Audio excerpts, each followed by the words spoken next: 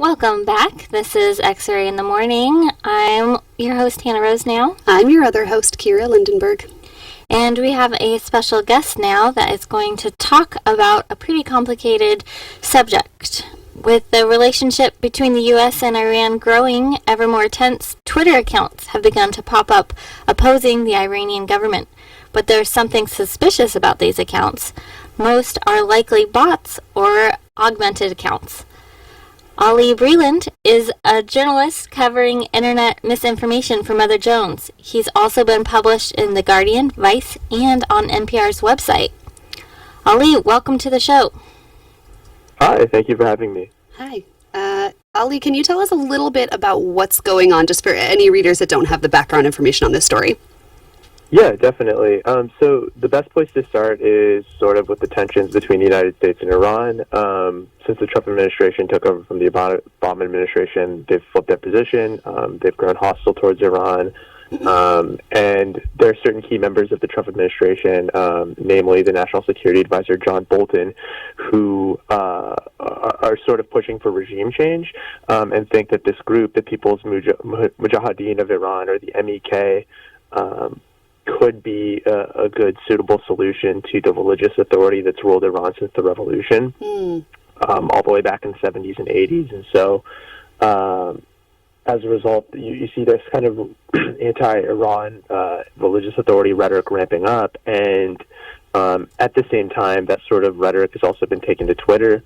There's very likely legitimate people who do support the MEK. However, researchers flagged to me networks of bots that are sort of pushing this sort of pro-aggression, anti-Iranian religious authority message in a way that seems potentially coordinated and inauthentic. Other examples of this have come out. The Intercept did a really good story on how one of the largest, a really high-profile account was actually fake, a high-profile account that was pushing these types of messages. The MEK also is known to have its own sort of Russian IRA-style troll farm out in Albania, where they do sort of sit down and organize different messages pushing and try to coordinate different online influence campaigns. Okay, hold on. That was a... Yeah, roll you back a second. Okay, so this Iranian group who... Yes.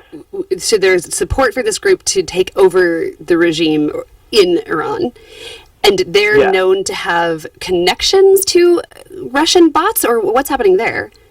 Got it. Yeah. So the MEK is this group, and they oppose the current Iranian religious authority, which a lot of people do, but not everyone agrees with them specifically. Some people think that group specifically is too extreme, but they are running their own sort of misinformation social media campaigns similar to the Russian Internet Agency. They have a troll farm that Al Jazeera's reported on that exists in Albania, where former members have talked about how they push their own messages and try to influence discourse about Iran and influence discourse about their own organization in a very sort of inauthentic and manipulative styled manner.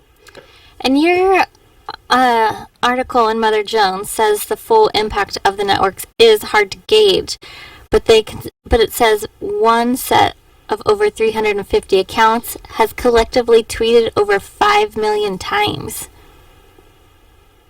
So what? So that is a big.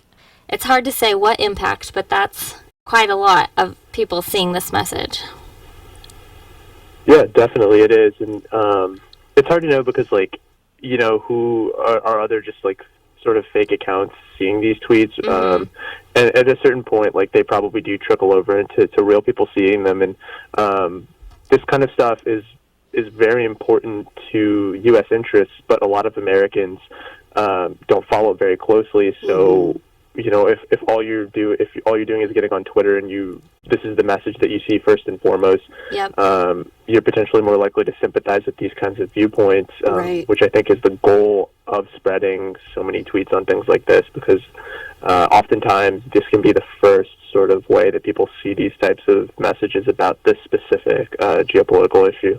Yeah, it reminds me that, we don't have time to know everything that's happening in the world and form an opinion on everything that's happening in the world. So like, how many times has your opinion been influenced by just like what you hear other people talk about? Yeah. And if you have a way to flood the conversation through Twitter, then you've got people repeating. I mean, we just repeat the things that we read over and over again. And it's like, it's very sneaky and subtle, but like from a psychological standpoint, it's very effective. I mean, it affected our last U.S. election. Absolutely.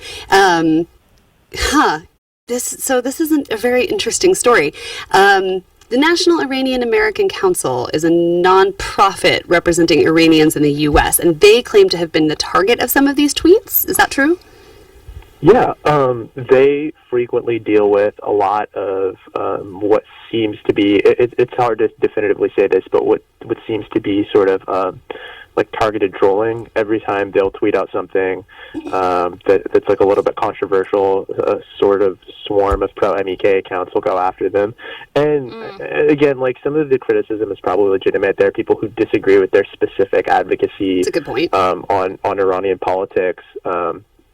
But it's to the point where researchers have noticed that I've spoken with that a lot of these accounts that are responding to them appear to be inauthentic. And, you know, the MEK disagrees with the National Iranian American Council a lot, so they have every reason to stick their troll farm on the National Iranian American Council.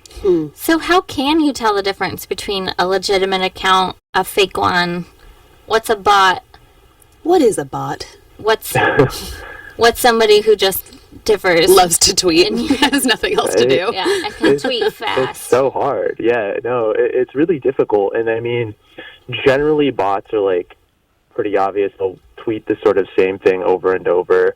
But it gets really difficult because these sorts of account groups, the MEK, they're not just using bots. They're using sorts of like confusing hybrids where they'll have real people tweeting out their message, real people operating multiple accounts, real people operating multiple accounts at the same time, using technology that they can like put the same tweet out through several accounts, but then also go back and then respond organically to different things. And so it's really hard to tell. And I mean, at a certain point, like, there's not a lot that people can do. There's even limits to what these researchers can understand with these kinds of accounts, and, like, a lot of it's just on looking to Twitter to do a better job making sure that these kinds of accounts and influence campaigns don't exist. And, you know, in the case of that fake account that was really high profile that the White House cited as an expert that wrote Forbes and The Hill articles on Twitter, Twitter had no idea that this account was fake up until The Intercept finally showed them it. So, like... Wow. There's limits to what Twitter's doing, too. Yeah. So Twitter can't even tell if Twitter accounts are fake? I mean, They've created Twitter a monster. believe that they can, and they're very adamant that they can, but it's a difficult task, and there's just so much content flowing through all the time that they're perpetually behind. This is such like a fascinating story because there's like two facets to this one. And one is that there's this, like, you know, suddenly this global conversation about Iran's, you know, about regime change in Iran. And then the other conversation is the fact that, like, we now live in this era where so much social media is pumped at us and we cannot tell what's real and what's fake. And we've just now reached the point where videos can be faked and audio can be faked. And, you know, so then it's like, well, who do you trust at all? And then that makes me wonder, like, what's that going to have to change about the way that we consume social media? And, you know, are we just going to have to assume that, you know, all tweets are fake until proven otherwise? So that's a lot to unpack, but yeah, I don't. So what do you want people to know? Like, if people can take anything away from this story or change the way that they interact with social media, like, what do you want to? What's your take? I mean, so again, it's really difficult for, I guess, like, individuals to really be, I guess, like, responsible and, like, understand everything that's coming in front of them. There shouldn't be an expectation that they should understand everything that they see, but I mean, approaching everything sort of critically and with suspicion. I think that in the early days of Photoshop, there was, like, probably people were more prone to believe images that they saw, and as people realized how easily images could be faked, people kind of grew to be aware, and you saw a lot of people calling things shop that just seemed dubious. And that's a good point. We did adapt to that. Yeah, just kind of adapting, being really critical of things until you see it from a legitimate source and not just trusting. some source on Twitter, you see that even in American politics, people will just trust these accounts that have hundreds of thousands of followers that don't have like any sort of real reason to be correct on things. Like but they have a blue check mark. Accounts like, yeah, Eric Garland, perfect example. Luis Mensch, if like you're familiar, so I just being critical until you know something is like truly vetted. Yeah. And it's okay to not know something. Like, you can walk away and just not have a firm opinion on it. God bless. I would like a T-shirt that says that. You don't have to have an opinion on everything? No, it's okay to... Well, both. It's okay to not know things. You don't have to have an opinion on everything. Yeah, you just say, I don't know. And not spread fake information to other people. And can you remind us, though, has Twitter begun deleting these accounts, either for this Iran or even bots in general? Yeah, no, they've deleted a lot of accounts. So Twitter has been both really good and bad. They're one of the most transparent companies in terms of like showing people their archives and databases of what they've deleted, not just with Iran, but with a number of other countries. On Iran specifically, they have deleted a number of accounts. They deleted some of the accounts in this network that we reported on. A lot of their work seems to be focused on the flip side of Iranian misinformation. So the MEK opposes the current Iranian regime. They've deleted a lot of accounts that the Iranian regime has used to spread misinformation. So there's like information warfare going on both sides. It makes it even more confusing and dynamic. Jeez Louise. And this is something that they're certainly looking at. But I mean, I guess like it. To some degree, it is beyond like what they can handle at any one point in time, and so they're just slowly working through a lot of it. So it has to be us. It has to be the readers that are discerning. So crazy. Who would have thought that the wars of the future would be? Yeah, but there are really good news sites, like the ones that we work for, that try to suss out these types of things. So well, the one that you work for, Mother Jones. Like you said, well, I was just Mother Jones for sure. XRAY in the morning. Local news commentary.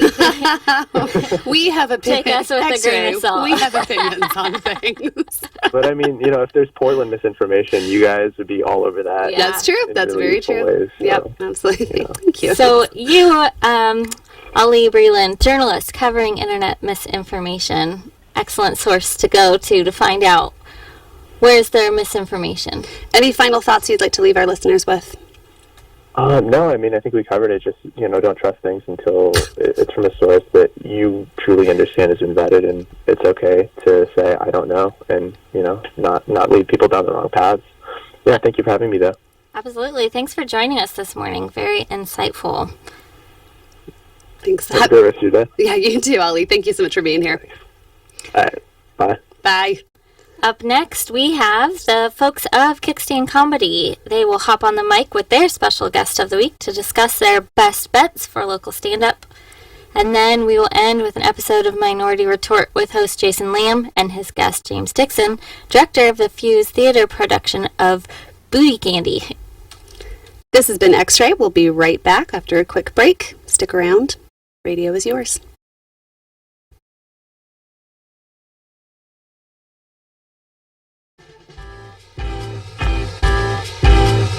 My love cannot be measured.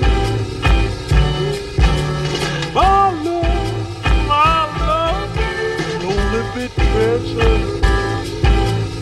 My love cannot be